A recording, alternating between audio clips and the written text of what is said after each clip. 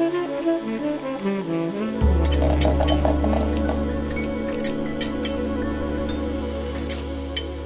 Kyle with New Gamer Nation. I'm here today with Jake. He's the creative director on XCOM 2, and we are at the second annual Firaxicon. Yes, the second annual. Very exciting stuff, and you're showing off some brand new stuff from XCOM 2 today. Yes. First time releasing it to the public. And, you know, one of the things that you talked about in the presentation that really I found interesting was this idea of loss and how XCOM 2 is focusing on the player losing from the very story into how you're upping it with some of the enemies. Can you talk about that central theme and how it's a tenet of this game?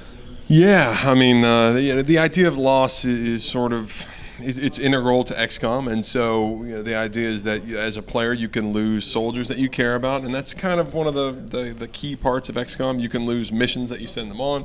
You can even lose the entire game. And I think that that's a thread that the reason why that's important for XCOM is that the fact that you can lose things then makes those things more precious to you. You know, if you felt like, oh, you know, my soldiers will come back, they're just unconscious, you know, then you don't care about putting them in situations. You don't feel responsible for them when they die. But the fact that you can lose them permanently, I think, makes those things valuable to you. What's that cheesy phrase like, if you love it, set it free? That may not make sense, but whatever. Yeah. I think the point I'm making is that loss is important. Yeah. I always try to play Iron Man. Try not to save scum. That's the way to go, in my opinion. That's the way to go, yeah. Now, is that tied into the narrative of this game? Now, I know the setup, the Aliens one, you lost XCOM 1 in canon. And it seems like there's some stuff that is maybe a little bit darker about this game. You're the Resistance, and you're putting more of a focus on cinematic camera angles. And I saw some kind of fancy bokeh lighting going on, and some depth of field stuff. Are you trying to make this more cinematic? Is this the Mass Effect 2 of XCOM? Yeah, I mean, I think there is a more cinematic feel, and I think you're right to also say darker feel, and that's something that I don't think a lot of people picked up on, but it's true. I think that this is just a darker story, which, you know, I'm not necessarily a darker person, but I think it's hard to tell this story without going to a darker place. Where if we've lost Earth, then I think we've kind of embraced that and said, okay, the story starts in a darker place, and yeah, it is a little more moody. It is a little more cinematic. We've got amazing weather effects and lighting effects, and we do a lot of things to really bring the camera in. And you know, another way that we do that too is character customization in XCOM 2. Is we really push that because and again in a darker way. You know, your characters now have scars and they've got tattoos, and they don't look like the best soldiers of the world. They look like a motorcycle gang. You're spending all this time customizing characters that are going to die. You know, obviously.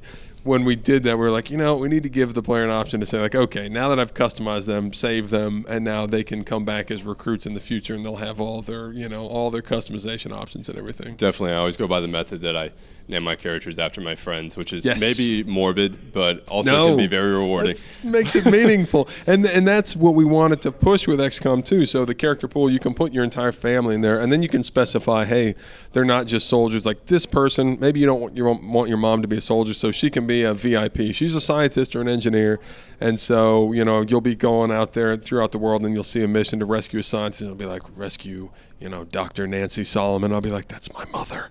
I must go on this mission, you know. Like, you can't leave your mother in a jail somewhere. So what that allows you to do is you do it once. You set up all your friends and family once, and then they're always there, and they'll show up in missions, and you can even make them bad guys. So you can, you know, somebody you hate, you can be like, oh, good, a neutralized mission against that guy. You know, I'm definitely taking that one. So there's a ton of new options here. Sure. And I was talking to someone, and I said, man, this feels like a PC game. And that kind of ties into the PC release. And I know you mentioned when you talked about it being exclusive that all these systems, you want to be able to focus on perfecting them for the PC. Why focus on adding so many systems? It seems like there's a ton of stuff here that allows for emergent gameplay. It reminds me almost of how many systems are interlocking in Metal Gear Solid 5 recently. Sure.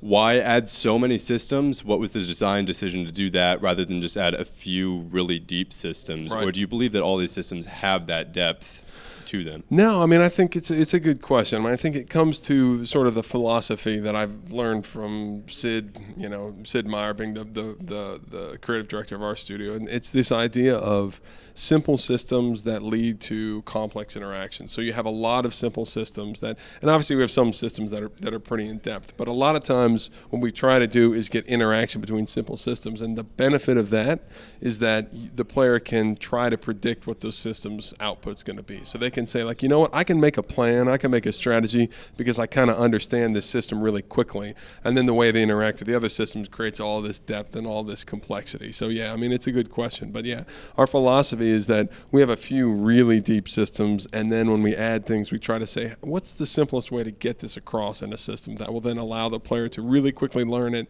but then we'll create these sort of interesting interactions with everything else. I mean, an example is we have destruction, and then in XCOM 2, we've added like now floors and roofs can be destroyed, and that creates this interesting interaction of units. And this happened the other day where, you know, we have this, you have this ability on your ranger, and that means that if anybody moves next to them, they will actually strike them with their sword for free.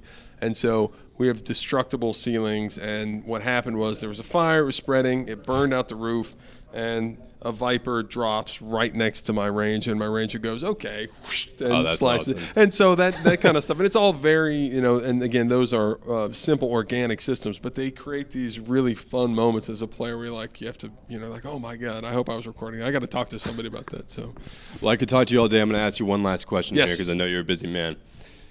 In the theme of player agency, you have talked about how you're going to support modding by releasing basically not your source code, but all the different scripting code for Unreal and all these assets that modders can use to customize their game.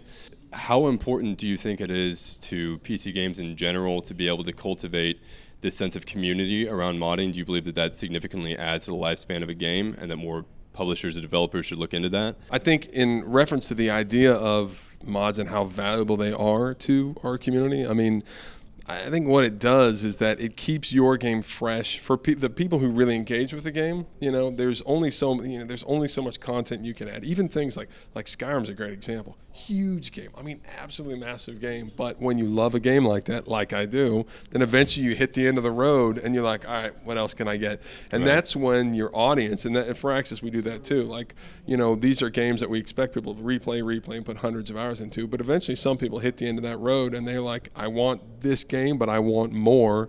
And so for us, it's a great way to allow people to make the changes they would make to our games, but then present them to other people and say, hey, you know what? Here's XCOM, but it's done in a completely new way. And then what we see is that, you know, if you go look at Civ on Steam and it's still being played by, you know, 30, 40, 50,000 people a day, and that's a game that at this point is 5 years old. And so it really it's a really cool thing where we can interact with our audience in a really cool way, and they can interact with us, and then they can interact with each other. And we sort of view our games, like when we release them, that's great, but our games are not this atomic thing. They're a platform for people to take them and do extra things with them. And, you know, we view it the same way too. So I don't know, it's for us, it's something we've gotten tons of value out of, and our fans get tons of value out of. And I think you see the companies that do a lot of it, Bethesda and Valve, and you know, and again, these are people with really deep PC roots. You see, and Blizzard too. Like you see, like that deep value that we all get out of it as like big studios. Definitely, I think that's an interesting way of looking at it. Games as a platform, and definitely something that a lot of publishers are moving towards. Like, I talked to Atari about Roller Coaster Tycoon World, and they're doing the same thing. They have a Unity plugin.